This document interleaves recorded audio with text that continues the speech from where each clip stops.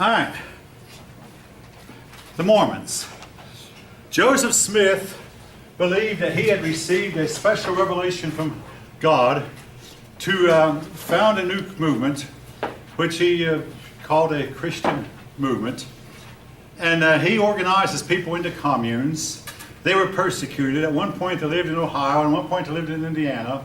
Joseph Smith eventually was killed by mob action, and Brigham Young took over.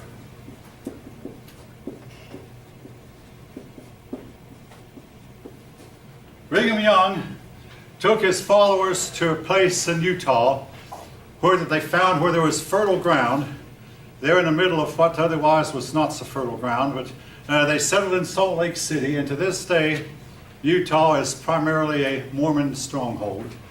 But they moved out there where that they could believe they could find peace and live the way they wanted to, and for the most part they did.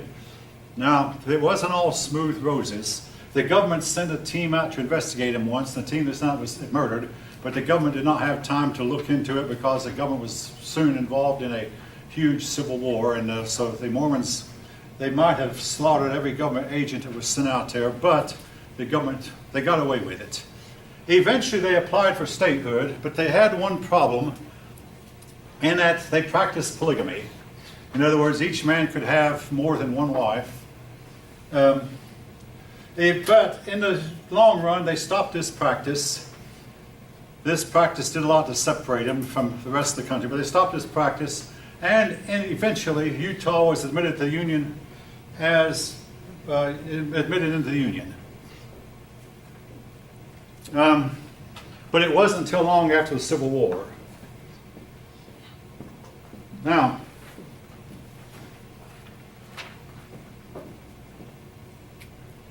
Mexico became independent in 1821. Well, yeah, has everybody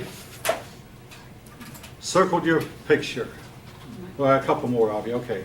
Mexico got its independence from Spain, and again, because Spain was heavily involved in its war against Napoleon. But anyway, Spain simply could not handle, when all of its colonies rebelled at one time, Spain couldn't handle it. And everybody here is taking care of this. All right. Well, the Americans, like I say, Mexico could not get its people to move into this territory. I'm talking about the territory of Texas, territory of California, and what is today Arizona and New Mexico, southwestern United States. But the Americans did move. The Americans at first ignored the Mexicans, but then the Mexicans were eager to trade. The Mexicans had two things the Americans liked: silver and mules. And if any of you know anything about mules, mules are great for farm animals when you can get them to work, but mules can be really stubborn and hard to get to moving. But other than that, you may know a mule is a cross between a horse and a donkey. There have been a few exceptions, but most mules are sterile. That is, they never have offspring. But anyway, the Santa Fe Trail was used to get Americans by Americans to reach Santa Fe, and the people of Santa Fe welcomed the Americans at first. But then the Americans outnumbered the Mexicans living there. The Mexican government tried to stop Americans coming in, so they outlawed slavery, because Mexico quickly outlawed slavery when it got independent from Spain. They were using the principles of the Enlightenment. And by the way, in Latin America, one nation after another, particularly the Spanish nations, got rid of slavery quickly, except one, Brazil. And Brazil was not under the control of Spain. Brazil was under the control of Portugal, and was to remain so for a good many years. The last major nation, by the way, to get rid of slavery was Brazil. And why did they get rid of it? Largely because they were shamed out of it. They became embarrassed to be the only nation in the world that still practiced that. And eventually, in 1880, 15 years after the United States outlawed slavery in 1865, Brazil did also. But the other Latin American countries had broken away from Spain, got rid of their slavery just about as soon as they got independent, including Mexico. So Mexico passed a law that slaves not allowed. Well, the American settlers simply called their black slaves servants, even though they were not really servants. That's how Thomas Jefferson got Sally Heming into France, because the French government said, we cannot let her in as a slave. So Jefferson said, oh, she's a servant. A little bit of a white lie, perhaps, but nevertheless, they let him and Sally Heming in. But finally, Santa Anna took over.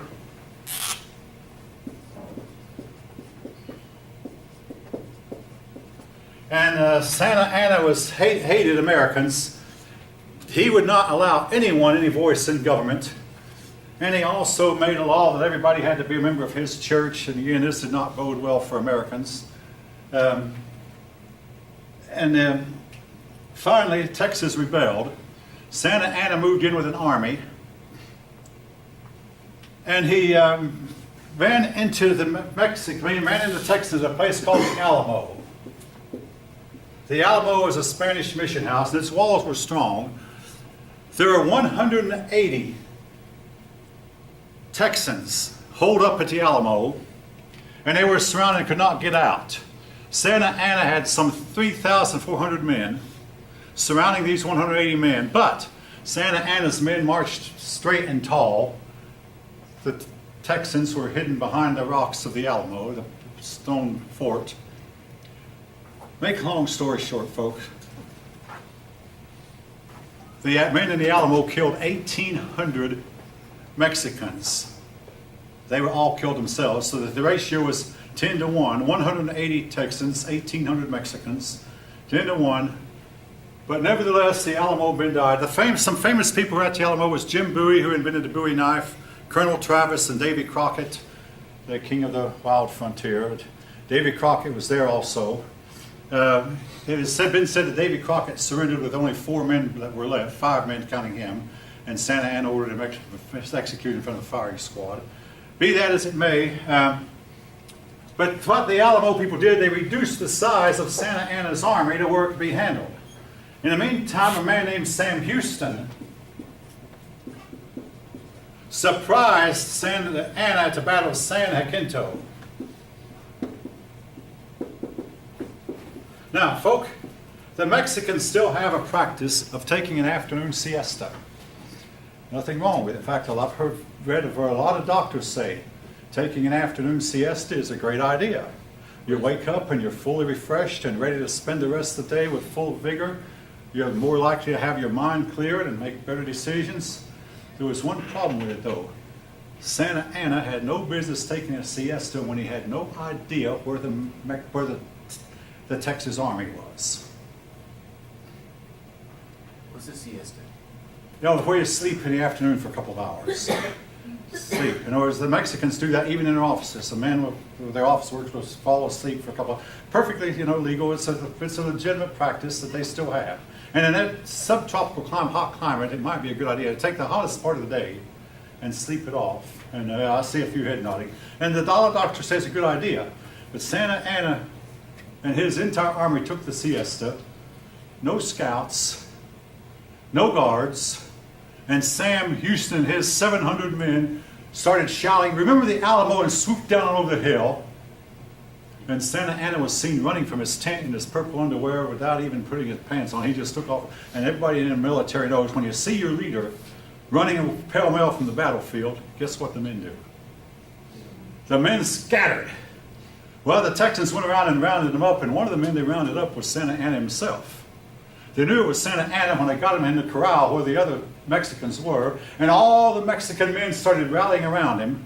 Well, they took him to Sam Houston, and Santa Anna had no choice. He had to sign Texas independence over. I mean, he was trapped.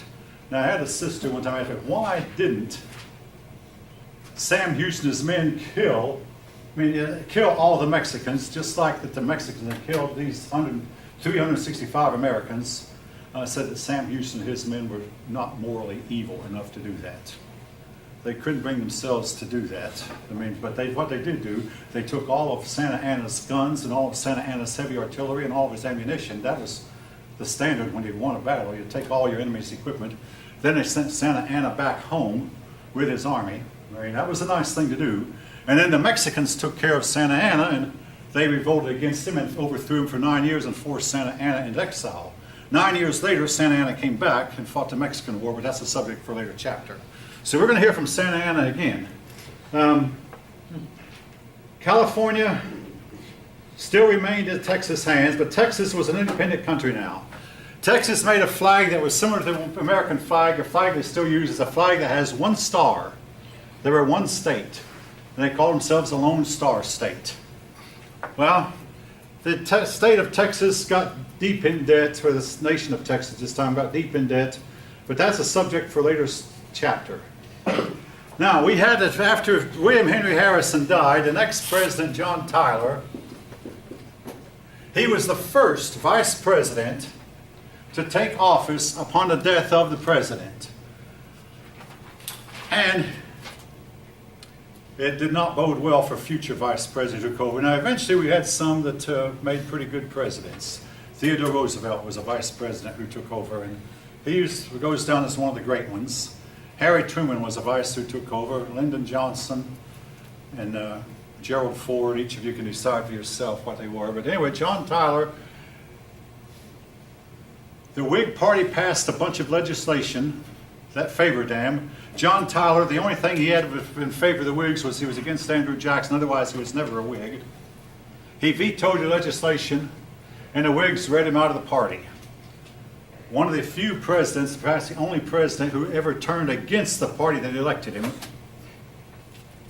Well, all right, I'm going to throw in an opinion here. Another president who turned against the people who elected him was Georgian named Jimmy Carter, who was elected by the Christian right and got in office and turned out to be ultra-liberal. And in the next election, the same people who elected him voted for a divorced Hollywood movie star. This is in the record, folk. This actually happened. And yes, well, anyway, never mind. But anyway, John Tyler was read out of the Whig Party, which guaranteed he'd only be a one-term president. But he was ever an eager expansionist, and he tried to expand our country's borders. And to do so, he wanted to take a lot of territory from Mexico. But he didn't. Now, Texas wanted to become a state. From the very time they got their independence in 1836, they, you might say, applied for statehood. They sent a copy of their Constitution to Washington. Their Constitution was not approved of. Texas was a slave territory. Most of the people who moved in were Southerners. Davy Crockett was a Tennessean. Now, Sam Houston was a Yankee, but Davy Crockett was a Tennessean, Southerner himself, and most of them were pro-slave. And the federal government was not willing to admit a pro-slave state in at the time, so Texas had to wait for 9 years, in fact. Why did they want to be a state? Well, there's several advantages. Number one was the federal government would take over their debts. Number two, it mean that they could trade without trade barriers. I mean, maybe, you know, I went by car to Honduras one time. And at every border, I mean, particularly, we go to Mexico and have to stop and pay a bribe to the border guards. Yes, we did. And especially when you got to the southern part of Mexico, going to Mexico to Guatemala, pay a bribe to border guards. Go from Guatemala to El Salvador, bribe to the border guards. Now this was in 1976. Now maybe they've ever changed things. Go from El Salvador to Honduras, pay a bribe to the border guards. And then on the way back, go from Honduras to El Salvador, bribe the border guards. I mean, you know, and again, as an independent nation, they had tariffs. All these walls were taken down when it became a state. It would facilitate trade and boost their economy. So they did not want to remain independent. And also the people who had won the war were Americans. And they wanted to become part of, I mean, you know, the greatest nation on earth. And I can say that I do understand them. All right, now the Mason, you'll hear something about the Mason-Dixon line. William Penn, to settle a border dispute between Pennsylvania and Maryland, hired two surveyors named Mason and Dixon, and they drew a line that separates Pennsylvania, and that's why Pennsylvania has a straight line separating it from Maryland and West Virginia. This line became the boundary between the free and the slave. It's called south of the Mason-Dixon. South of the Mason-Dixon begins with Maryland and goes from Maryland to Virginia, Virginia to the Carolinas, and the Carolinas to Georgia and Florida, and It includes Kentucky and Tennessee, all these southern states. South of the Mason-Dixon, every one of them were slave states. Yeah, I don't think it's, I don't know if I don't see. You don't see the Mason-Dixon line? No, it's not. Okay, I'll tell you what, then, I've mentioned it. It is a part of history. If you don't see Mason-Dixon, I have at least mentioned it. It's on recording, so just keep it in mind. And I did write it down. Hey, folks, I'm not going to promise that I won't throw in a few things that I like, and every history teacher does, that might not be in a book. I'm not going to promise I won't throw it in. So keep that in mind. A third of you will possibly see it on the test. The other 2/3 of you won't. On chapter 13. This is chapter 13? Yeah. Okay, all right, I'll stand correct again. Anyway, this, my notes come from a 2002 book.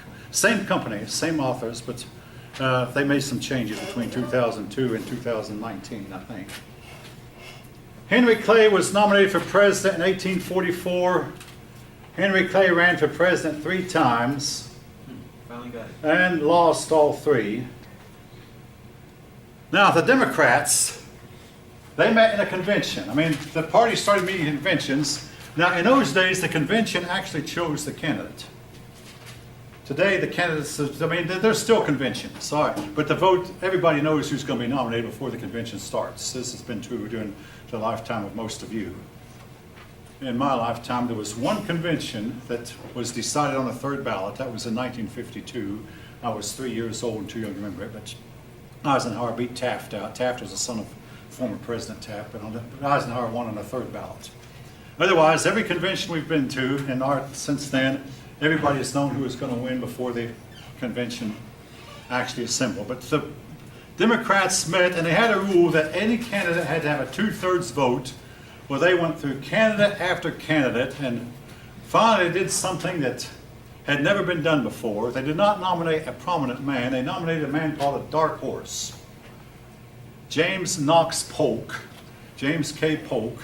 He'd been governor of Tennessee, but he was not a prominent American other than that. Other than the fact he'd been governor of one of the western states, one of the more frontier states. But they nominated him, and he could, after the convention, people were tired, and so they voted for him. And he won by a narrow margin over the Whig Henry Clay. Polk won, and he became president. Polk goes down in history as the first president who was killed by the strains of the office. Part of that was his own fault. He insisted on getting involved in even the most trivial details. And folk, a real leader knows how to delegate responsibility. In other words, you take over and you look into this and then report back to me. And you take this task and report back to me. And if it gets out of hand, then, see me. But otherwise, you try to handle it yourself. And that's the mark of a leader. Polk did not have that. So now, there's another principle involved that's not really a... How many have ever heard of a principle called the Peter Principle? Don't ever go higher up the bureaucracy than your abilities will allow you to go. In other words, a military officer, he might have been a good 1-star general, put 2 stars on his collar and he falls flat on his face. A lot of that, Polk made a pretty good governor of Tennessee, and so did Andrew Johnson, who came later, but then he got to be president and loused up. The rough and tumble politics that worked in Tennessee would not work in Washington. But anyway, Polk tried to micromanage, today you might call it micromanage, and his health broke. He would not allow himself to be nominated for a 2nd term, and he died a few weeks after leaving office.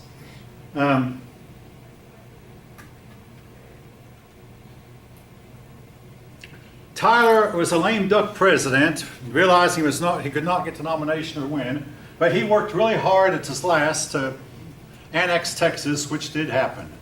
In 1845, just before Tyler left office, Texas was annexed as a slave state. So this is not Polk, but Tyler did that? Tyler did it, yeah. Lame duck Tyler worked for the annexation of Texas and got Texas in. President Polk was pressured to give up Oregon, but Polk could not risk Oregon. Keep in mind, Oregon was disputed. Great Britain had a claim to the United States, and both claims were equal. So what President Polk was forced to do was forced to negotiate a treaty with Great Britain to divide it in two, and we took the southern part and Great Britain took the northern part. We could not risk a war with Great Britain at this time, owing to the fact that we were facing a war with Mexico. When we annexed Texas, Mexico got its army, and this war was the Mexican War. Now,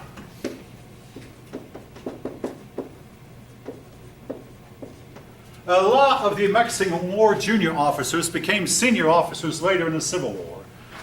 Robert E. Lee was a junior officer in the Mexican War. He became a top general. General George McClellan also became a general on both sides. General Grant, he was not a general in Mexico. He was a lower grade officer. I mean, Stonewall Jackson, he was in the Mexican War. And so many of them. McClellan, well, I've already mentioned him. McClellan and Lee and Grant, Jackson. These men got their start and saw their first real combat in the Mexican War. The Mexicans believed that they could win, especially since they were fighting at home. But hindsight shows they really did not have much of a chance of defeating the United States. But what helped them was a lot of Americans could not stand that Mexican climate or Mexican parasites. The water. I have been to Mexico myself. I got really badly sick. This was in 1976 when one of my brothers and I made that trip by car. I got really badly sick. Anyway, this happened to a lot of American soldiers. There was a problem with venomous snakes, venomous scorpions, and wild animals, wild animals from the cat family, not to mention wild animals from the dog family that made life very miserable for the Americans.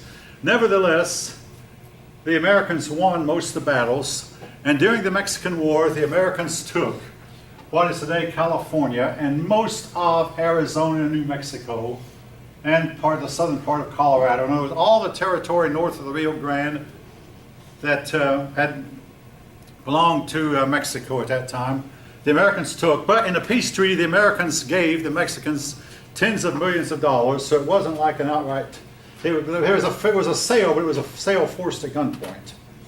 Not every American favored the war.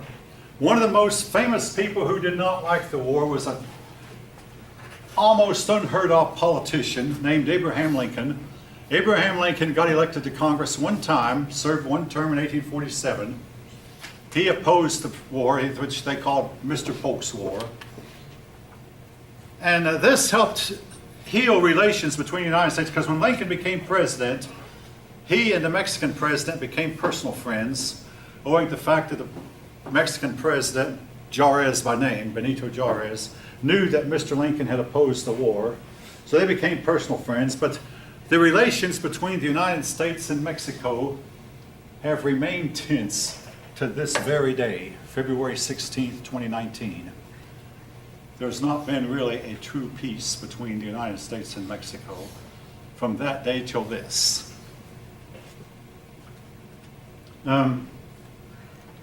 We'll have more to say about that, particularly come World War I, when Germans offered that if Mexico would let Germany use Mexico as a base of operations, Mexico would get back all the territory the United States had taken from them.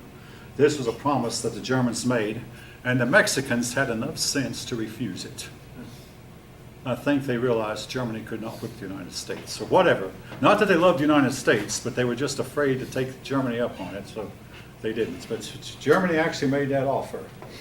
Anyway, California was taken. The man who took it was Fremont. Now this story is a little bit, Fremont. Fremont had gone west and discovered a lot of the trails, and he got the nickname of the Pathfinder. And then he took California, but the problem was Fremont only had the rank of major. And General Kearny met him and said, General Kearny said, I'm to take Fremont. He said, well, it's already taken. Well, General Kearny said, I have orders from the President of the United States to take it, Fremont said, I have it, I'm keeping it. Now, Fremont was a West Pointer and should have known better. What you do, folk, in the military is the man with the highest rank takes charge. Fremont ranked as a high major. Kearney was a one-star general, brigadier general. Fremont should have turned it over to Kearney. Instead, Fremont was arrested. The case went to Polk. Fremont was convicted. The case went to Polk. Polk issued Fremont a pardon, but he did not let Fremont be governor of California. That was given to Kearney. Fremont did not have any orders to take it. He took it without orders. Kearney had the orders. But nevertheless, Fremont initially took California.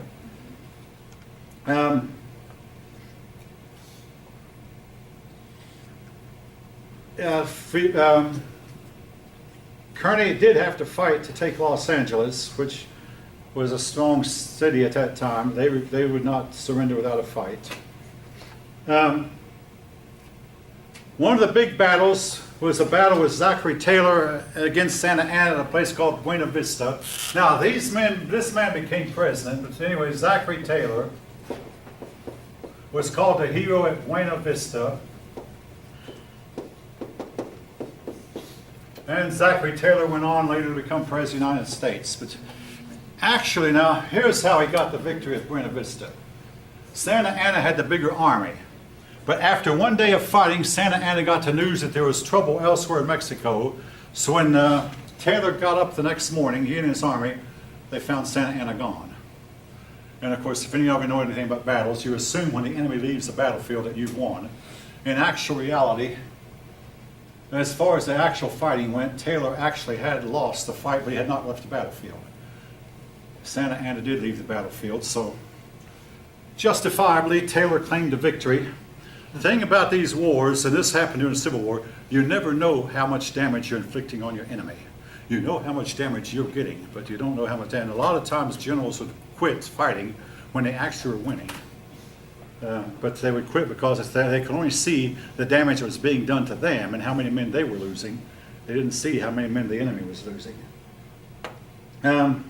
General Winfield Scott went to the Mexican capital and took it. They also went to Veracruz, Mexico's second largest city. The Navy began shelling. Veracruz is located on the coast. The Navy began shelling Veracruz and it surrendered. The Mexicans were routed also at Cerro Gordo. All this guaranteed that the Mexicans were going to lose. Mexico received $15 million from the United States for its territory, but the United States and Mexico would hold bitter feelings that are to last to this day. Now, California was handed over, but what really helped California develop fast was in 1848. The Mexican War occurred in 1846. In 1848, gold was discovered in California. The news spread like wildfire, and a lot of Americans rushed to California. It's what's called the California Gold Rush. They arrived in 1849, so they're called 49ers.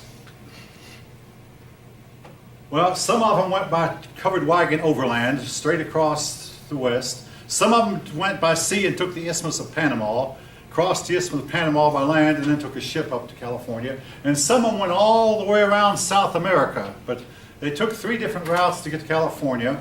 There was no railroad going to California in those days, but they got to California in 1849.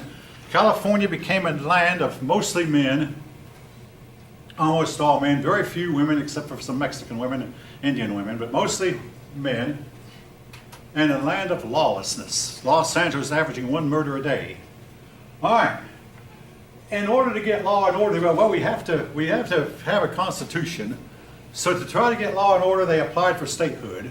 They drew up a constitution. Now, if any of you know anything about where California is located, at this point I wish I had a map, California is located below the line that was set in the Compromise of 1820. In other words, California was supposed to have come in as a slave state because it was located, in the southwest corner of the United States.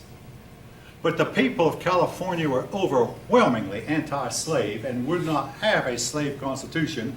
So they sent a free constitution to Washington for Washington to either approve of or disapprove. Initially, Washington disapproved. Again, the Constitution meant that they could legally appoint governors, legally set up judges, and legally elect sheriffs, and then bring the criminals to justice legally. So they felt like this was necessary to bring law and order to a land that had a lot of disorder and a lack of law. Well, California then had to wait. All right, folk, which takes us up to the next chapter, the last chapter before the test.